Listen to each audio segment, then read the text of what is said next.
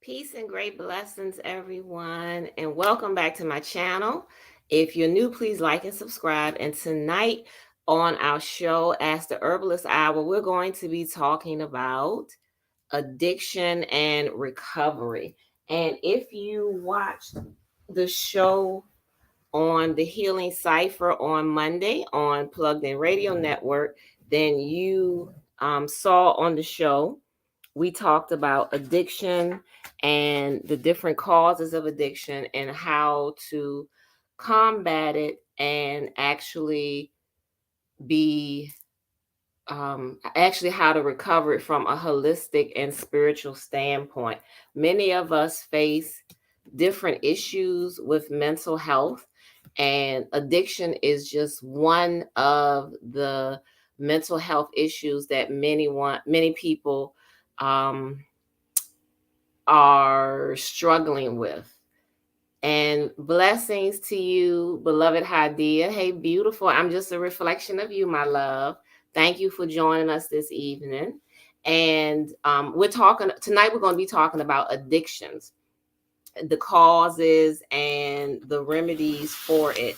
And addiction is a serious issue that affects a lot of people across many different cultures, many different economic backgrounds, um, societal issue. I mean, it's all kinds of people from all walks of life. Basically, lost my train of thought. So people from all walks of life can be affected by addiction. So we're going to be talking about that tonight, and we have some guests that are running a little bit late. They're going to join us later, and we're going to be talking about all forms of addiction and what is addictions. Greetings, Tasha Lynn Sanders. Welcome.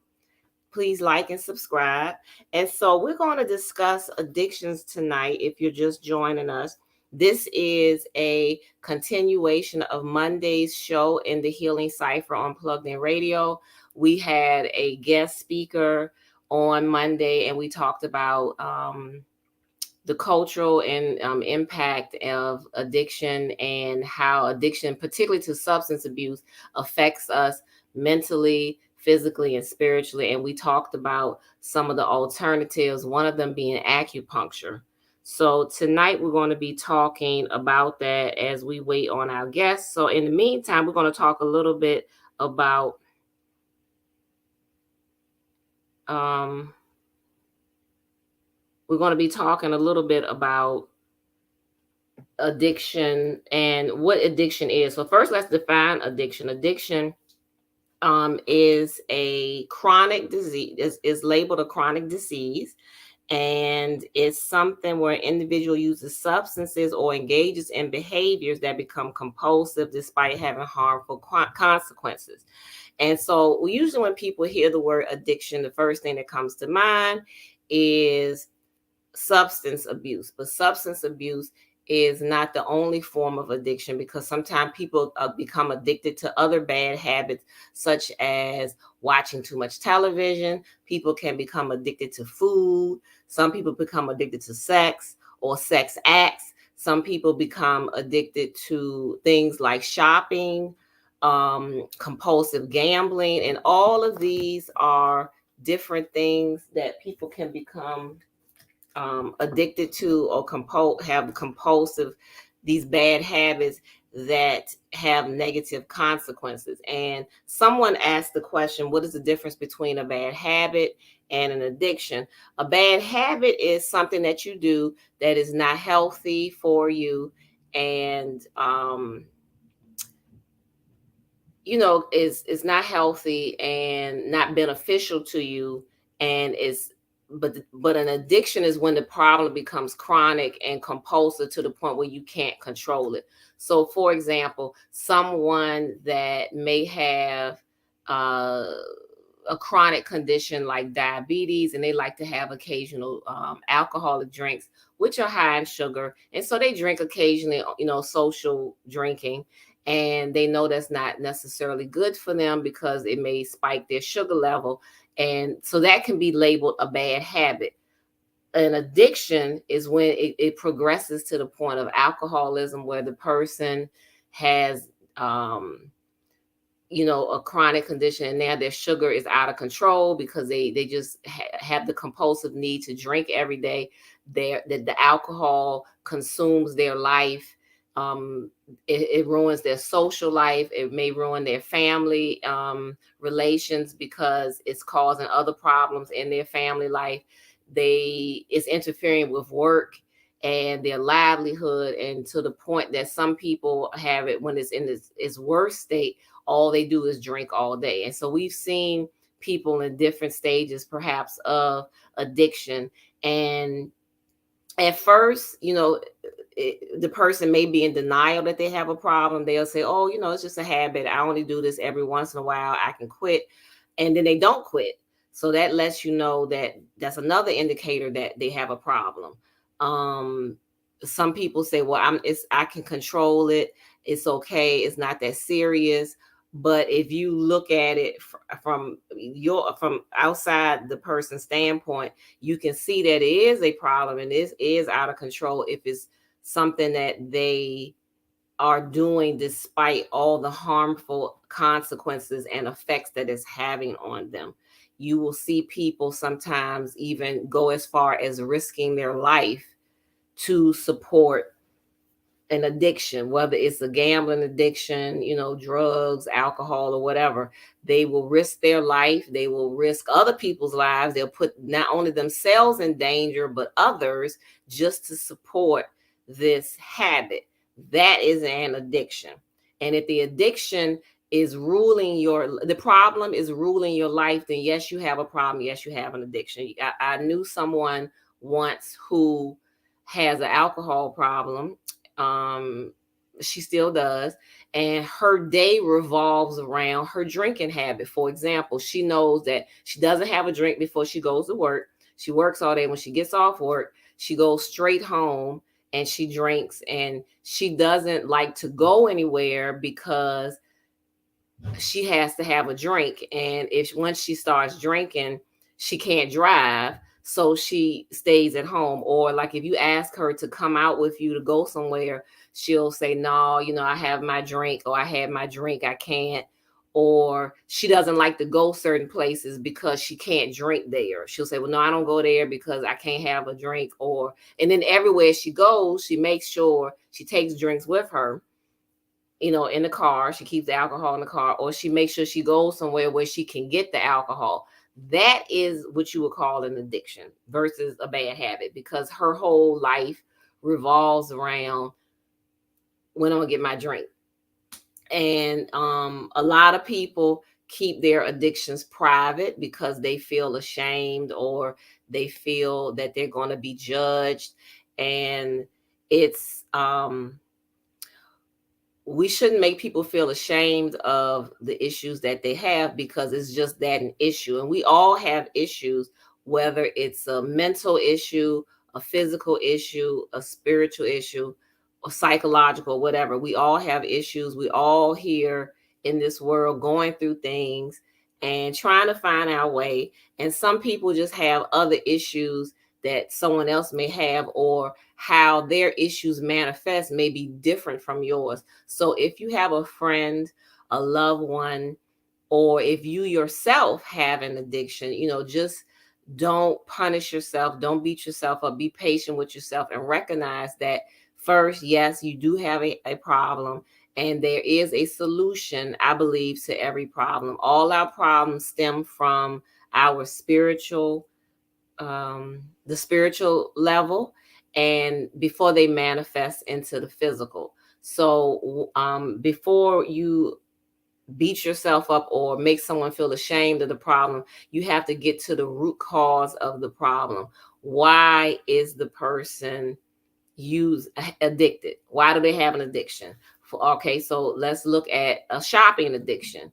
Maybe that person feels that they need to shop all the time. Maybe they feel inadequate. Maybe when they go shopping, the shopping makes them feel better. It makes them feel fulfilled. It makes them feel empowered. So that's why they keep doing it over and over again. Yes, they're maxing out their credit cards. Yes, they are buying things that they don't even need. Yes, they are, just excessive with it to the point where they may be hoarding. But what is the root cause of the issue?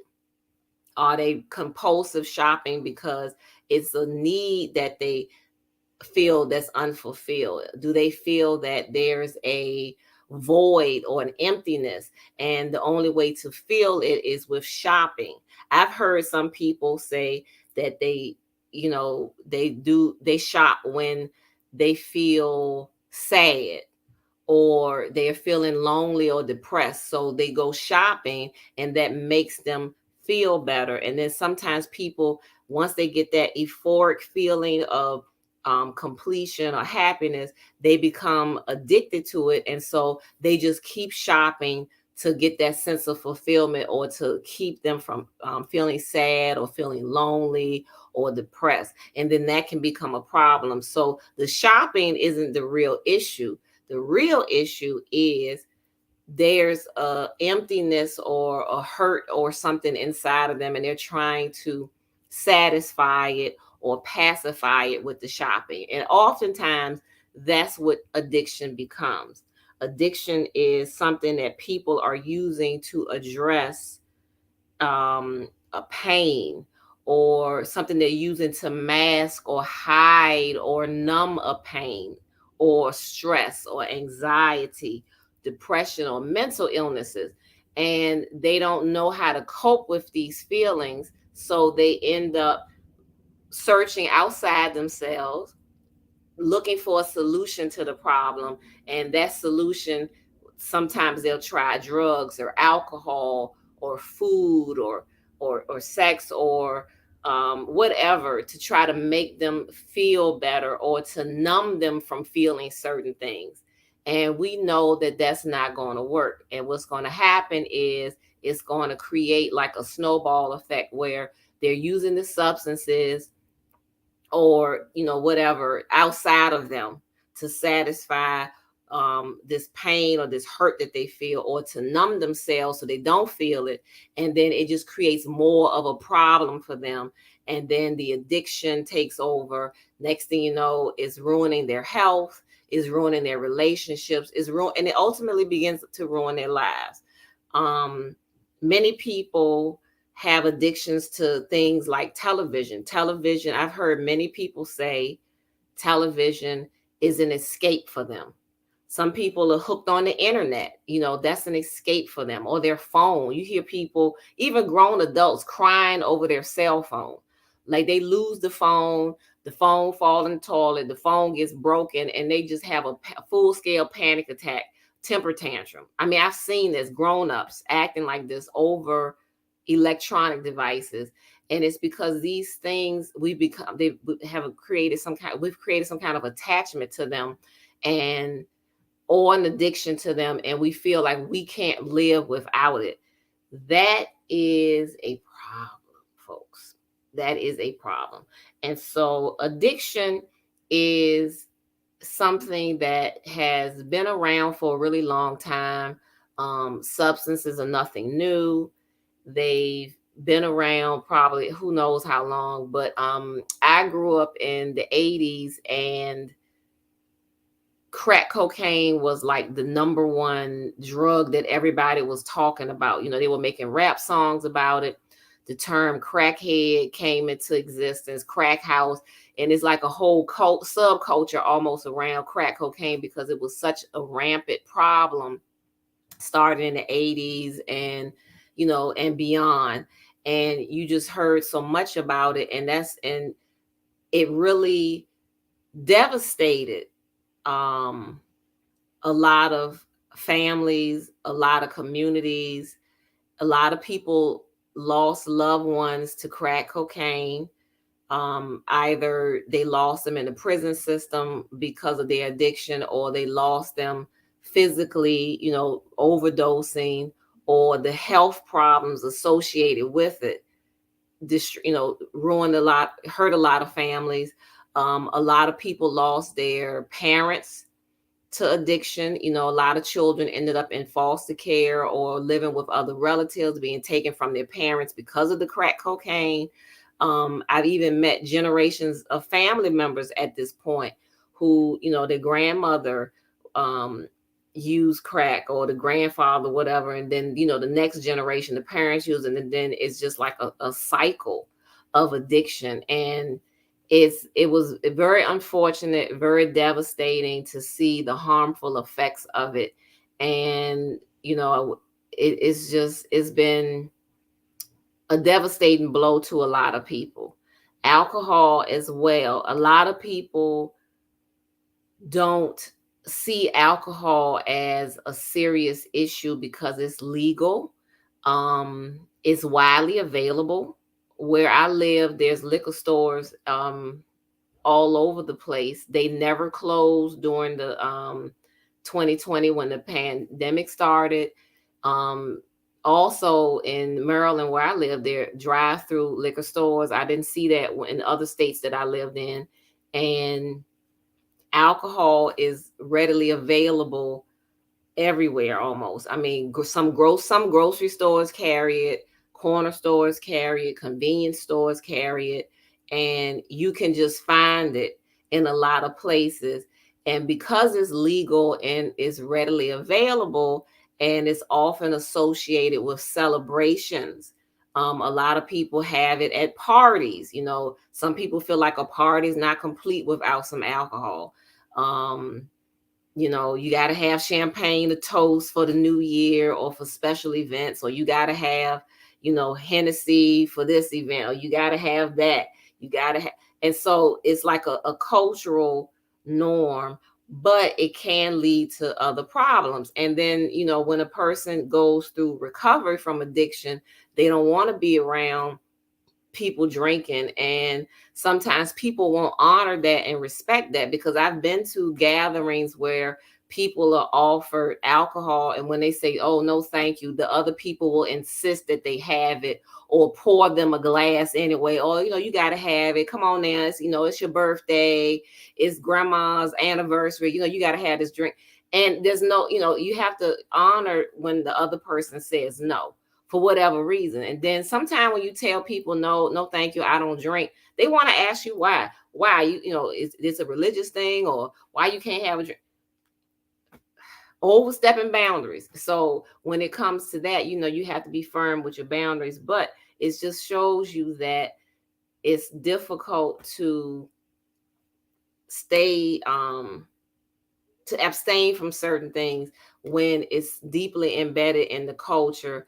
And that's another thing that we have to address when you are choosing to recover from addiction. So addiction, like I said, it's been around for a really long time, and it's just like I said, it's like almost like culturally supported to some degree. And then there's also some people are addicted to prescription drugs, whether it's painkillers, sleeping pills, anti-anxiety medication, etc. And it's just so many things that people are finding themselves addicted to. And caffeine, that's another one. I hear many people tell me they're addicted to caffeine. They tell me they have to have coffee every day. They can't start their day without coffee. If they don't have coffee, they're irritable. um they can't make it to work on time. I've worked with people in the morning who are grumpy and irritable, who don't want to speak and interact with you because they haven't had their coffee yet. It's like they got to have this fix, and once I have my cup, then I'm okay, then I can talk. And some people function like that. This is the norm for them, and they don't recognize it as a problem because coffee's everywhere. Is coffee shops everywhere. This is something that it's a necessity. And so they don't look at it as a problem until they can't get it. And then for whatever reason, they can't get that coffee, all hell's gonna break loose. Same thing with cigarette smoking. I worked with a guy years ago who was a cigarette smoker, and he was trying to quit. So he went through some kind of program that timed him when he could have a cigarette. So how this uh thing worked, he had to since he was smoking like every hour, it put him on a schedule. He could only have a cigarette a certain times of the day, and then each day it got less and less to the point where he would no longer want a cigarette. So one day we're in the office, and he rushed in and got loud and was like, "Why did y'all tell me my timer went off?" And nobody heard it. And we were like, what are you talking about? And he was like, "My timer, y'all didn't hear my timer?" No. And he was like, "Well, the timer went off and it's time for my cigarette." And he was just going off and being really rude because we didn't hear the timer go off to let him know that it went off. There was time. I mean, just crazy that it was time for his cigarette. This kind of behavior. And so many of us live with addiction, um, grow up with people, some of them, family members that have addictions. And some families, addiction becomes a part of life, whether it's to cigarettes, food, uh substances, whatever. It's a part of life, and it's ingrained in the family, the fabric of the family. And so people learn to navigate their way around it and how to cope with it and live with it. But this is not the healthy way to deal with addiction. And once again, addiction is harmful to the mind, the body, and spirit. The mind, it can cause, if you already an anxious person or a person that's battling depression or fear or trauma, addiction can create more anxiety, more fear in your life, because you're not addressing the issues that cause the trauma, the anxiety and fear. You're only masking it and or escaping from it. And so the addiction may give you a temporary escape from the things that are bothering you and tormenting your mind, but it's only going to last for a little while. And then you're going to, once you sober up, you got to face those fears, face the anxieties, and that can be problematic. Peace and love, King. How are you today? Peace and love, peace and love. I'm great. I'm Good, good. still out and about running errands, but I said, Give thanks. That give thanks. It's breaking up a little bit. We're still talking about addiction this evening, and we have a few people in the chat room. And so that's how, while he's joining us, King Days joining us, we can just continue. Oh, there you are. You back, King? yeah, I'm here. Okay, yeah, it was breaking up a little bit. So we were talking about addiction, and we started talking about how addiction impacts the body, the mind, and spirit. So I started with the mind and how a lot of people use addictions, whether it's to substances or other things, as an escape from something, or to like soothe their mind from something. And then if you want to speak on that. Well, absolutely. So, yes, people do use drugs as a form of escapism.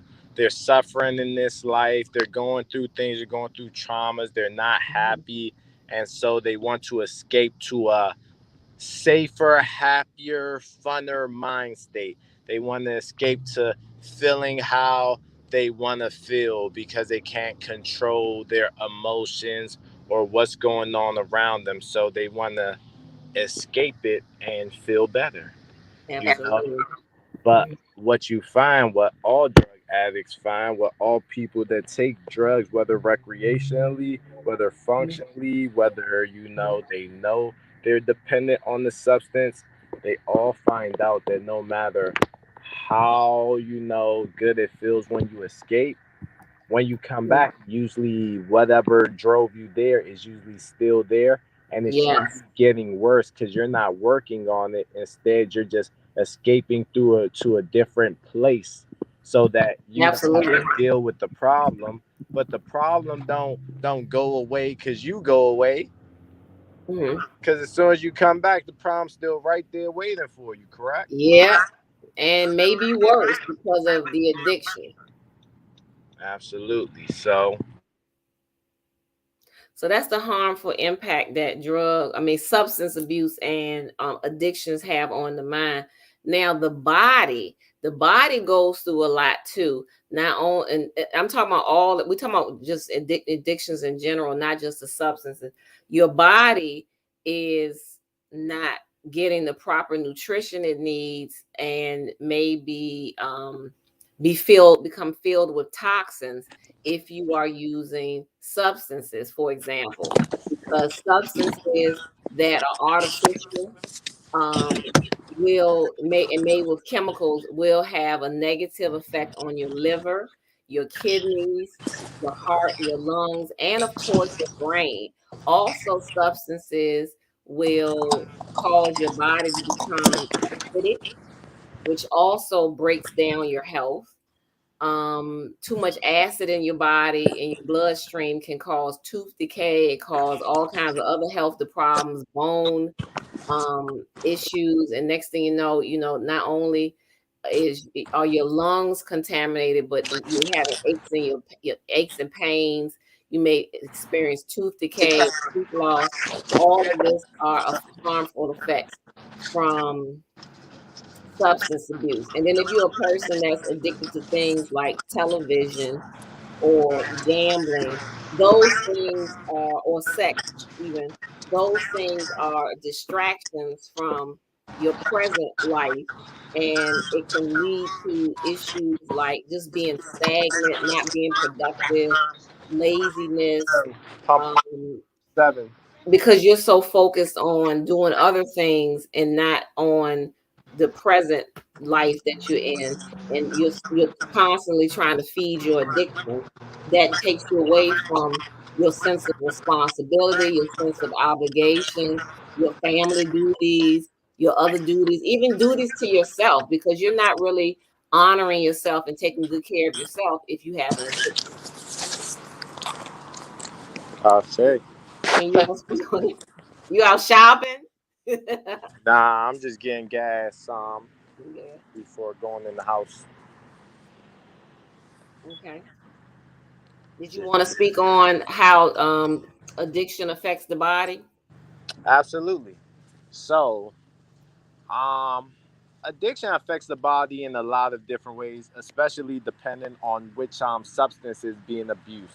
Like when you're abusing narcotics, it actually tears away at the body and destroys the body from the inside out, and Yes. leave you chemically dependent on that Hmm. substance. Like you, sometimes it might be more dangerous to stop than it is to continue doing drugs after a certain point, because your body is literally so dependent that it will literally destroy and kill itself and get sicker out Hmm. of withdrawal symptoms from that medicine, because your body has gained a dependency on the substance that you're abusing. So, depending on the substance, the physical dependency could be none at all to severe enough to be deadly.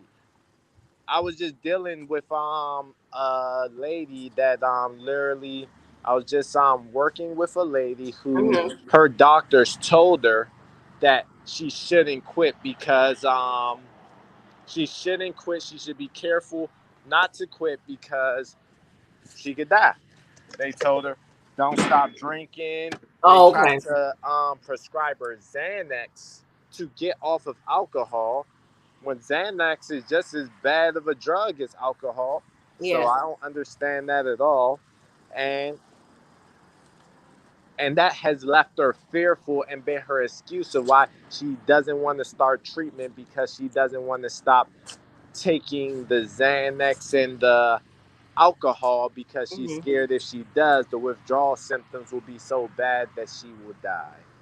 Yes, and I've heard similar things. A lot of people, when they abuse substances, one of the excuses that they use why they can't stop is they'll get sick and they'll go through withdrawal, and the withdrawal is painful and agonizing, and for some people they feel like it's deadly, particularly alcohol withdrawal, and they that's another reason why they keep feeding the addiction. However, the withdrawal symptoms are dangerous to your body as well, so it's better to just detox safely from these substances and leave them alone.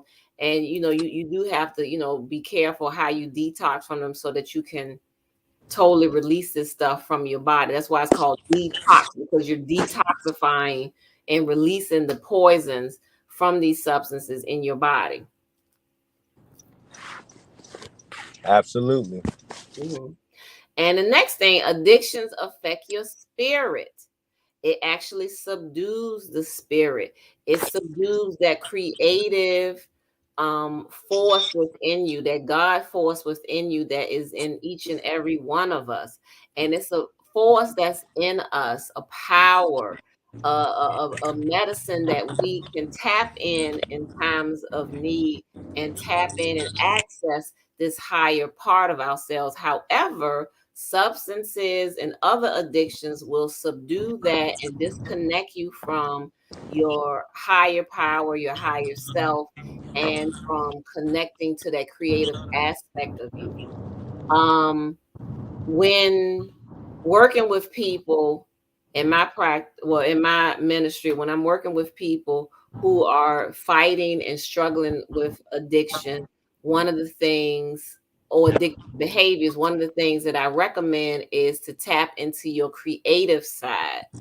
Tap into something that you enjoy doing that express your creativity, because that will occupy your mind and your spirit, and you will also have an opportunity to express this creativity that's within all of us.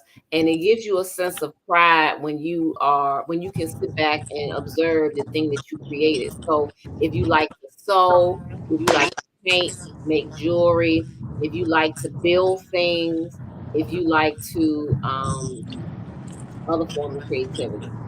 I don't know.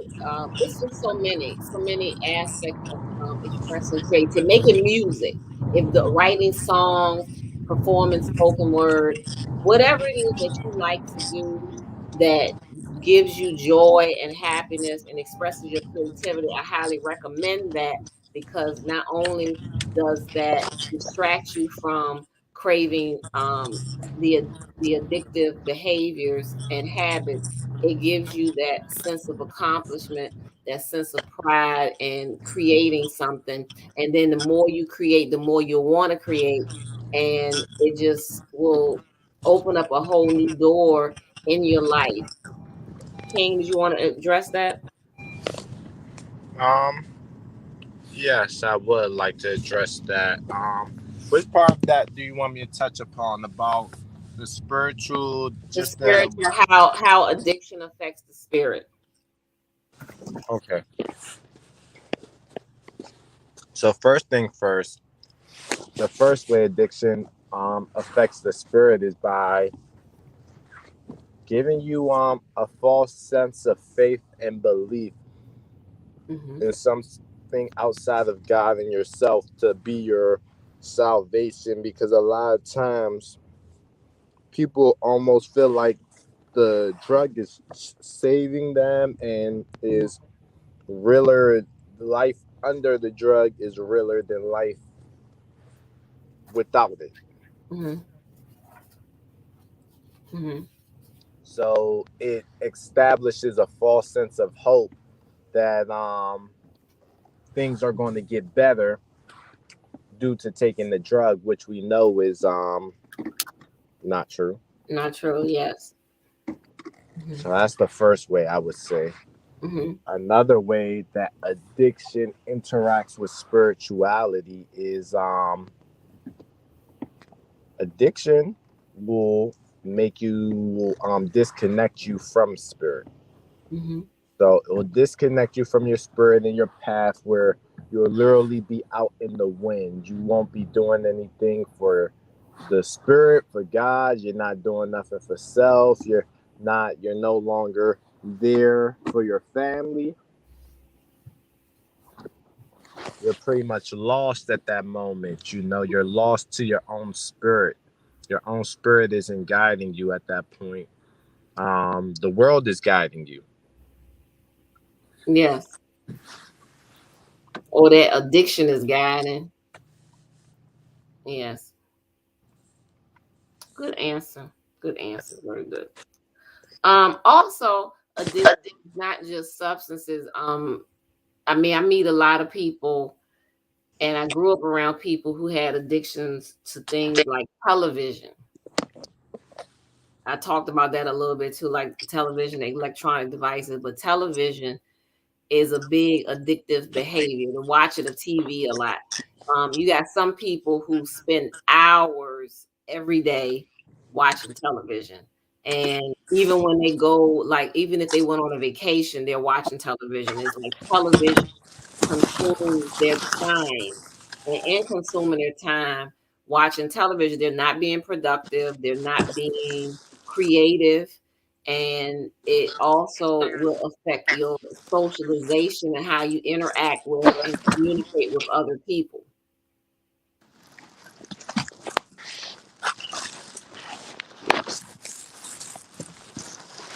I say. Mhm.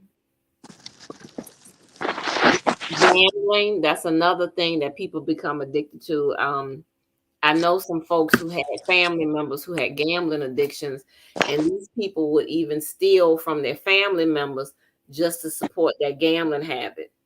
And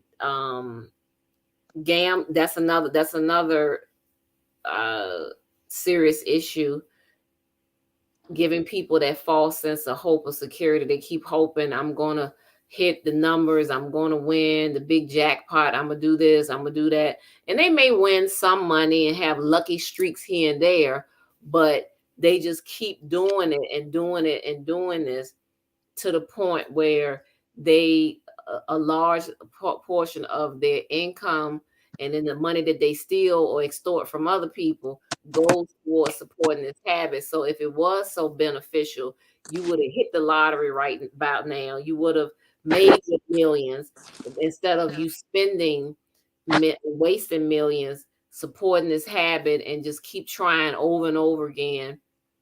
And then the people who do stuff like that, everywhere they go, they make sure they're surrounded by people that will help feed that addiction. You know, they go to all the casinos, everybody in casinos knows them. They, they own the corner on the block, shooting dice.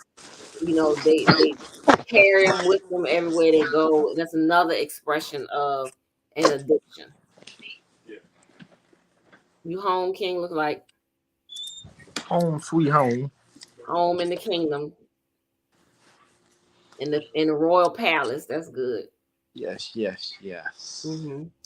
And then another big addiction is food. Food becomes Absolutely.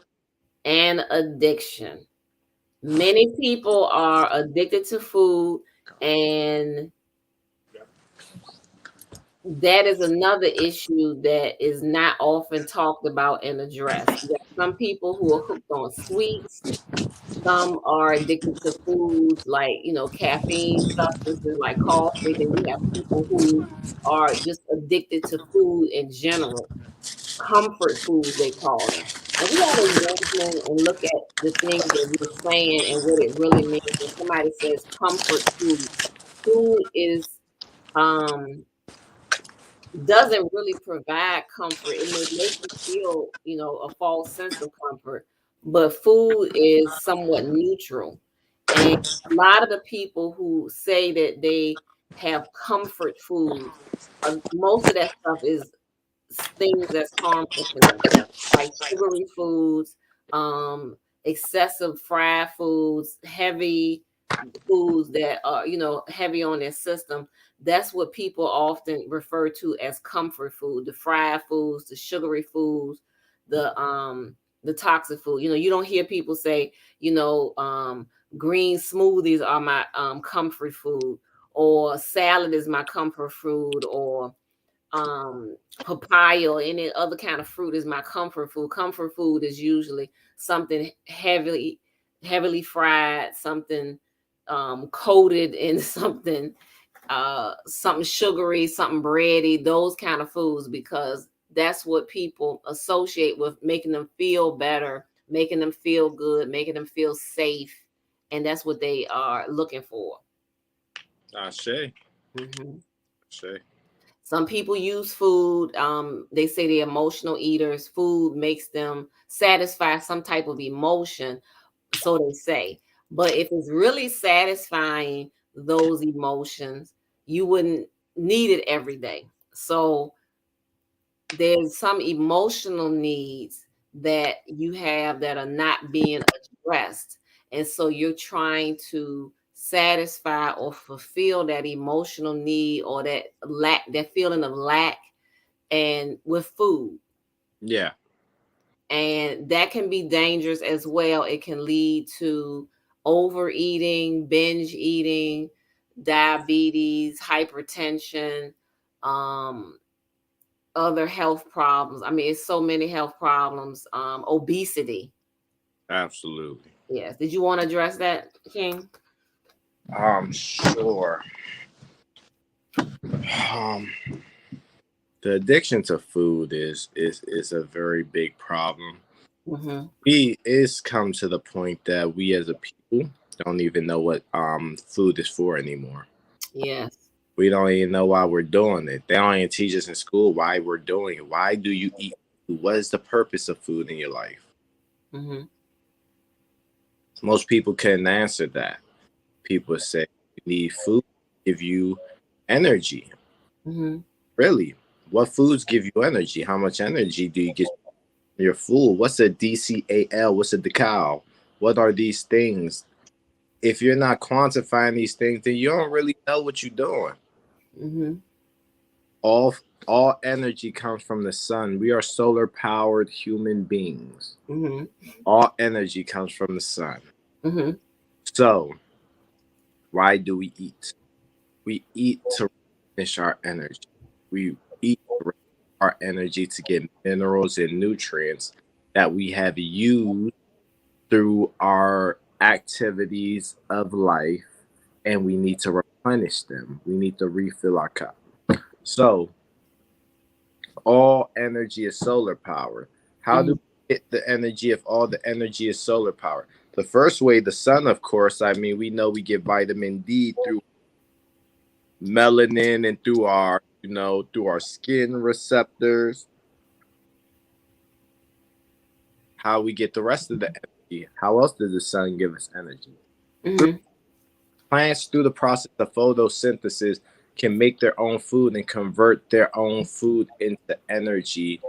And if then we eat those plants, we get 10% of the energy that the got from the sun, Mm-hmm.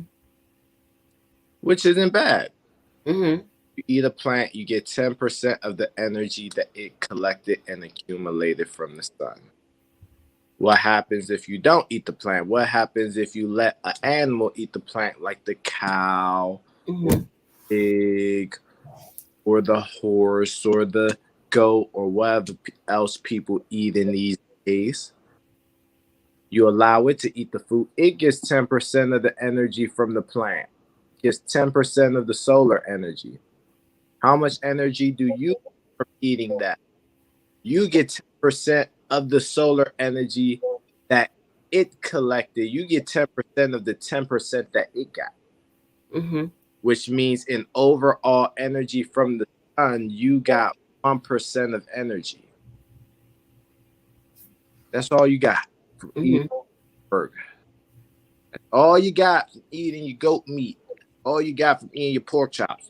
1% of energy. Mm-hmm. But now, here is the here's the craziest part about it. What most people don't know is, what does your body use most of its energy to do? Break down food, the digestive system. Your Mm-hmm. body uses most of its energy to digest food. So if your Yes. body uses all its energy to digest food, so it can mine the food that you're eating for minerals. It's mining the food. The process of digestion, it's not just breaking down the food to get it out your body. It's breaking down the food to extract what nutrients is in it. If Mm-hmm. it's breaking down the food and the only thing that it got out of the food was 1% of energy, Mm-hmm. took like a good 30% of energy just to break down the meat. Because For one, meat's harder to break down than these plants. I hope y'all know that. I hope y'all know the plants are outside of you. Once you eat a plant or fruit, it's going to be out your system in a matter of hours, if not less than a day or two. Whereas you eat the animals, you eat chicken and stuff. That takes a couple weeks to a month to get out your system. You eat the red meat, it takes over 2 months to get out your system. So you gotta understand this. You gotta understand that you're literally giving your body more work for less reward. Mm. You're literally going through a middleman when you could just eat you a salad and get all the nutrients you needed and still feel light enough to go. You don't feel heavy and sluggish. You ain't got the itis. People be talking, Right. I got the itis like it's a good thing. Oh man, I'm stuffed. I got itis. I'm about to go take me a nappy nap. Come on now. That's not what food's supposed to do. Common sense should tell you if food's supposed to give you energy and you eat the food and you feel tired, there's a problem. Yes, that is true. And I notice when certain foods, after I eat them, they make me feel really tired or sluggish, or I need an instant nap. So I notice that those are things that are either too hard to digest, and I just avoid them, or just eat them sparingly. Or it's time to detox, like especially the liver. Yeah. If you feel tired every day after you eat, it's time to detox. Yeah. Yeah, for sure. So Hmm. yeah, people just got to understand what they're doing, what eating is for. Eating is to put the most minerals and nutrients in your body Hmm. can to get you prepared for what you got going on next. You want to be in your tip shape because them nutrients and minerals they gonna heal your body. They're gonna replenish your body. They're gonna help you grow. They're gonna help you replenish cells. They're gonna help you replenish your blood. They're gonna help you do all these different functions that it's gonna do. So if you want your body that is this highly intelligent organism to perform all of these miraculous tasks that it performs on a day-to-day basis, if you understood, I remember hearing Dr. Ben Carson talk when I was in high school. Hmm. And he literally broke down how many things have to happen in your body just for you to raise your hand. Mm. There's literally thousands of functions that have to happen in your body. Your brain has to send a signal. You gotta travel here, ping pong here. You gotta move from boo boo boo boo boo boo boo boo boo just to raise your hand. We are miraculous beings, and even just in existence, Yes. we got to respect ourselves more. Reasons why we eat like we eat is we don't have no self love or self respect. Yes. We don't have love or respect for our vessel. Yes. Respect the fact that our body breaks down, does all this work to make sure that we are well nourished. Hmm. Don't give ourselves enough water so the body can have a smooth digestive system. Because if there's not water in the body, your liver is your body is straining to digest the food because part of the digestive system needs water Yes. to accurately digest the food. You're 80% water. You know you got to replenish water. Your body Yes. using water every time it digests food. And you're losing water every time you digest food. So you got to replenish that. Yes. The brain too needs water. Brain too needs water. Hmm. 80% water. Your brain needs water to be able to fire off those neurons and send that electricity through the body like it needs to. Hmm. Absolutely. So we gotta stop playing with ourselves because we being disrespectful to our vessel, to this temple of God that we are Hmm. practicing.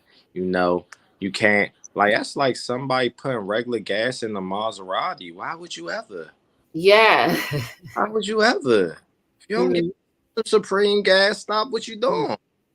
Yeah. And We some people are more concerned with what they put in their car, what they put on their vessel, and not what's in it. Some people are very specific about what type of makeup, what type of hair they buy, what type of clothes they wear. But when it comes to their diet and their supplements and their spiritual practices, not there. Yes, that same thing. People rather look good, pretend they good, look good for the gram, stun on Instagram and Facebook than actually be good.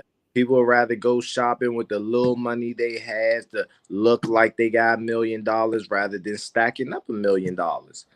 I mean, it's something that happens every day, and we know this. But we got to look at this, look at ourselves, and address it and say, I actually want to be healthy. I don't want to just look healthy. I don't want to just look like I'm pretty or handsome. I actually Mhm, want to be healthy and be pretty and handsome. I don't want to just look like I can run a marathon. I actually want to be able to run a marathon. Looking like a football player or like a model and not having any of the health benefits of actually being healthy, it doesn't make a difference.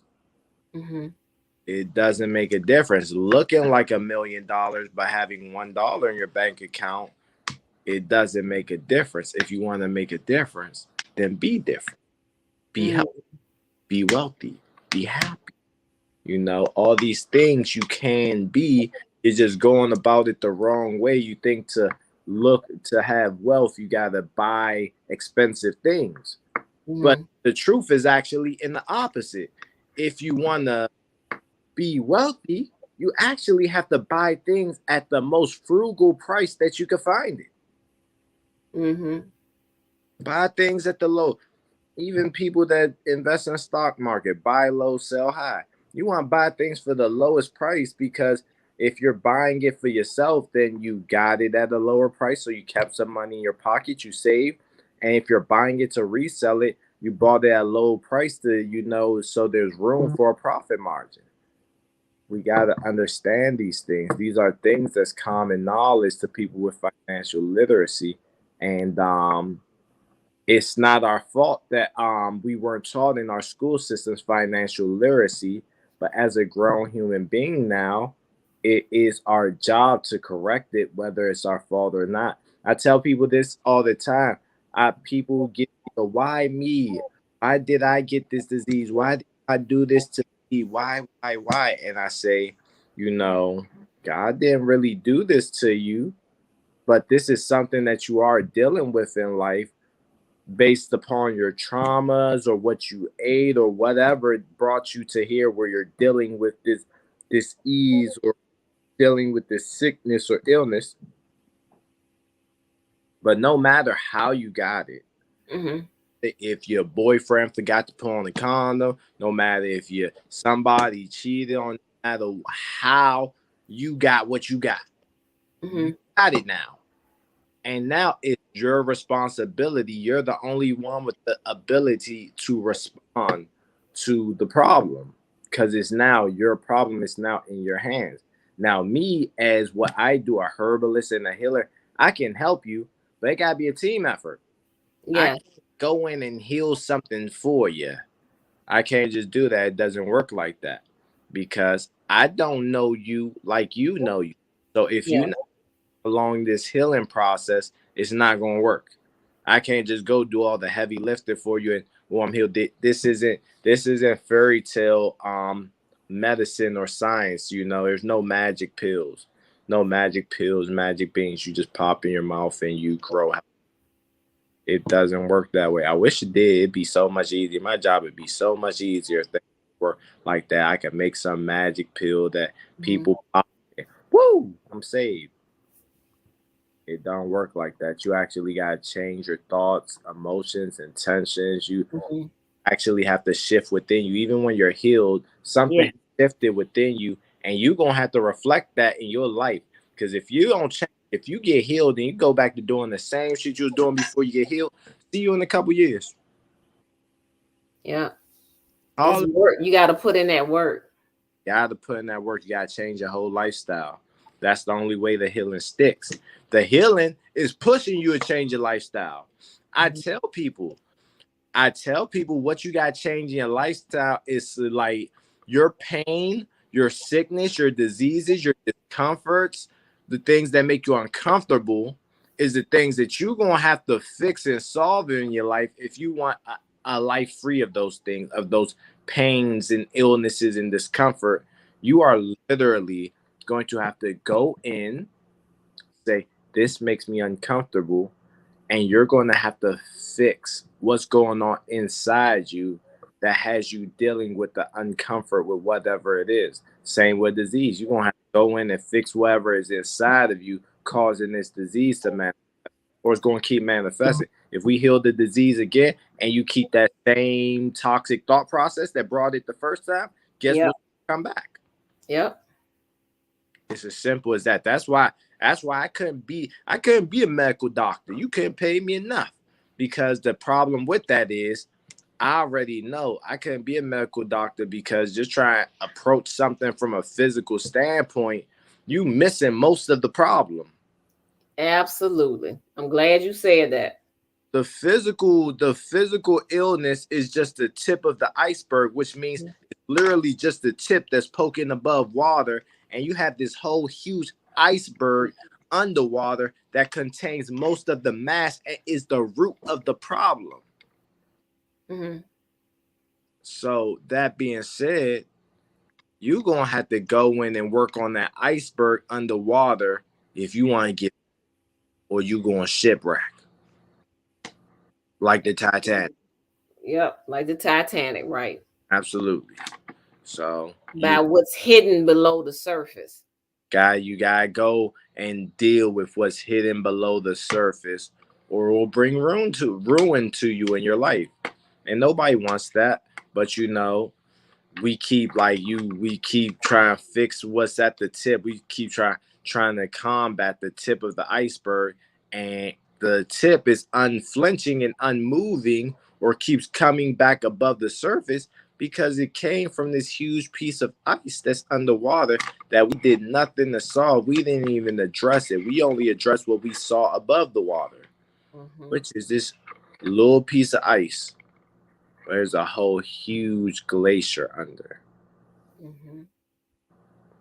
Yep. We got to deal with these problems holistically, and that's with the spirit. We got to deal with it with you. We got to find out what you've been eating. We got to find out what you've been doing in your life that's making these things occur. We got to find out your connection with spirituality and God, religion, how you doing that. Maybe you got to pray about something. Is this something, some trauma or something that's going on energetically? We got to talk about all these things, because all these things are going to give us hints to what's underneath. Mm-hmm. It's going to help us see how big the iceberg really is. How big the problem really is and where it's stemming from. And you don't want to half-ass healing. Exactly. If you half-ass healing, you're not going to heal, or you're going to suffer having it come back, and you're going to be feeling like, I thought I solved this problem. Why me? Why come back? And it's like, what did you change? Mm-hmm. Nothing. There's your answer. Mm-hmm. That's why I came back. All the things that it's associated with you were still doing, so you kept the door open and the window open for it to get back in. That's like you exterminating your house. These rats came, the stinkiest cheese you could find on your counter. You just let the cheese out and rot right on the counter. Stinkiest cheese ever. Rats can smell it from a mile away. They running towards your house. You exterminated. Still got the stinky cheese on it, and you left the window open. What you gonna have tomorrow? Right. Yep. They're gonna come right back. Mm-hmm. So we can't half-ass our healing process, Right. and half-ass it at all. Nope. Okay. All right. So that was a very interesting perspective on that. And so I think maybe next week we could go into more depth on some of the remedies for addiction, because we kind of running out of time. Okay. Um, yeah. So, but thank you for that. And Thank you, listening audience, beloved Hadia, beloved Tasha Lynn, and others who will tune in later. We appreciate also all the positive feedback that we're getting from people in the chat and also the comments on YouTube. Thank you so much for your support and for watching and growing and listening with us. And so we're going to come to a close tonight. We thank you, and please stay tuned in for Ask the Herbalist Hour. You have saved your questions for next week, and we can go deeper into it. This topic. If you also have further questions, you can contact us at the website below, astralhealingarts.com, or on Instagram at astralhealingarts and ogun.fitness. You can also contact us on Instagram at the Healing Cipher Show. Sure. And we look forward to seeing you all, your lovely comments and questions next week. Ashe. Ashe. So peace and love, family. Peace. Thank you. Be well. See you again next week. Ashe, ashe, ashe, yo. Look forward to Yo.